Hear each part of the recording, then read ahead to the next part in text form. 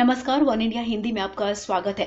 हैदराबाद निकाय चुनाव के लिए प्रचार करने पहुंचे गृह मंत्री अमित शाह ने तेलंगाना के मुख्यमंत्री के चंद्रशेखर राव और एआईएमआईएम के सुप्रीमो असदुद्दीन ओवैसी के खिलाफ रविवार को जमकर निशाना साधा।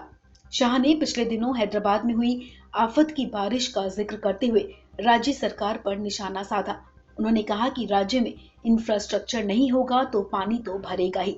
अमित शाह ने कहा कि राज्य में मजलिस सरकार में साझीदार है, उसके इशारे पर अवैध निर्माण होते हैं, जिसका खामियाजा राज्य की जनता को भुगतना पड़ता है।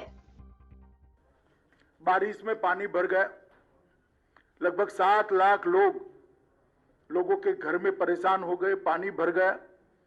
6 साल से स्टॉर्म वाटर की एक भी लाइन, इसका सिल्टिंग नहीं हटाया गया, नालों का सिल्टिंग नहीं हटाया गया।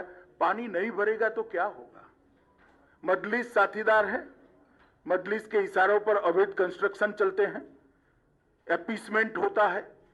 इसके कारण पानी की निकासी के मार्ग के अंदर अवैध कंस्ट्रक्शन जो हुए हैं, उसने भी पानी भरने में, जमाव होने में बहुत बड़ी भूमिका निभाई है।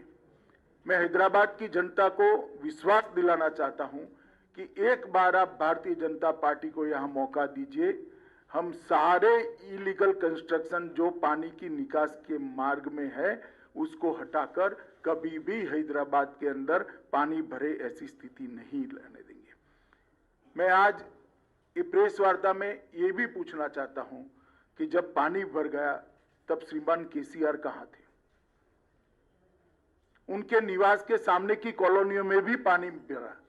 हम भी मीडिया को ध्यान से देखते हैं, कहीं पर भी मुख्यमंत्री ने ना कोई दौरा किया, ना कॉरपोरेशन की बैठक की, ना विधायकों के साथ घूमते दिखे, ना स्थानीय सांसदों के साथ घूमते दिखे। जब हैदराबाद की जनता इतनी बड़ी मुसीबत में थी, तब मुख्यमंत्री कहां थे? ओवैसी कहां थे? हैदराबाद की जनता के मन में ये बहुत बड़ा सवाल है, जिसका जवाब उनको देना पड़ेगा। अमित शाह ने प्रेस कॉन्फ्रेंस में चंद्रशेखर राव की पार्टी के घोषणा पत्र में किए गए वादों का भी उल्लेख किया और सवाल उठाया कि सीएम को बताना चाहिए कि उन्होंने जो वादा किया था, उन्हें अब तक पूरा क्यों नहीं किया गया।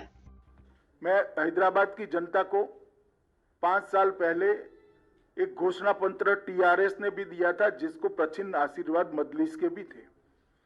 मैं कुछ सवाल यहां पर छोड़कर जाना चाहता हूं। कल वोटिंग है, मेरी आशा है शाम को केसीआर जी इसके जवाब दे। एक तो आपने 100 दिन की योजना का वादा किया था, इसका हिसाब किताब हैदराबाद की जनता मांगती है। क्या हुआ? 100 दिन छोड़िए साहब, 5 साल पूरे हो गए। उसमें से कुछ भी करा हो तो हैदराबाद की जनता के सामने रखिए। एक सिटीजन चार्टर आप देने वाले थे, उसका क्या हुआ? सिटीजन चार्टर छोड़िए, इसका पहला पृष्ठ भी तैयार नहीं हुआ है अभी। और रोजमर्रा के काम के लिए, गटर की सफाई के लिए, रोड की सफाई के लिए, रोड की स्ट्रीट लाइट के लिए हैदराबाद की जनता धक्के खा रही है। 32,000 से ज्यादा नल कलेक्शन गरीब बस्तियों में देने थे। हमने हिसाब किताब लगाया, हमारे कार्यकर्ताओं ने 20% से ज्यादा आप नहीं दे पाए हो। कब दोगे? वादा तो 5 साल का था। गरीबों के लिए 1 लाख घर बनाने थे, 1100 से ज्यादा नहीं बना पाए, जबकि मोदी जी ने 1,35,000 गरीबों के घर के लिए तेलंगाना को पैसा मुहैया करा है। हैदराबाद के निकाय चुनावों में बीजेपी ने अपनी पूरी ताकत झोंक दी है। बीजेपी ने इन चुनावों के लिए अपने ए लिस्ट वाले नेताओं की सेना को उतारा है, जिसमें अमित शाह, पार्टी प्रमुख जेपी नड्डा और केंद्रीय मंत्री स्मृति ईरानी और प्रकाश जावड़ेकर शामिल हैं। बीजेपी का कहना है कि राज्य में टीआरएस और असदुद्दीन ओवैसी की एआईएमआईएम के बीच भ्रष्ट और अपवित्र गठबंधन है। इस खबर में फिलहाल इतना ही। तमाम अपडेट्स के लिए आप बने रहिए वन इंडिया हिंदी के साथ।